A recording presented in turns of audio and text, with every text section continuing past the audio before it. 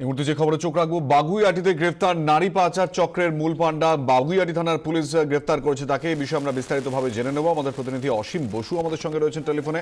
অসীম, দেখো, বিভিন্ন অনেকদিন থেকে কিন্তু একটা অভিযোগ উঠছিল যে আজমল সিদ্দিকের বিরুদ্ধে তার কিন্তু দুটি পানশালা রয়েছে এই ভিআইপি রোডের ওপরে, এবং তার বিরুদ্ধেও কিন্তু যেটা বারবার অভিযোগ, তিনি কিন্তু বিভিন্ন দেশ থেকে কিন্তু নারী নিয়ে আসছেন এবং নারী পাচার করতেন, এবং তার যে পানশালা, সেই পানশালাতে কিন্তু তাদেরকে নাচ করানোর জন্য এবং গান করানোর জন্য নিয়ে আসা হতো। এরপরে তাদেরকে এই আজমল সিদ্দিকী নিজেই কিন্তু বিভিন্ন জায়গায় তিনি ফ্ল্যাট ভাড়া নিতেন এবং সেই ফ্ল্যাটে কিন্তু এই মেয়েদের রাখা হতো। এরপরে আরো একটি যেটা অভিযোগ, তাদেরকে কিন্তু জোর করে দেহ ব্যবসা কিন্তু করানো হতো বলে এরকম একটা অভিযোগ উঠেছে।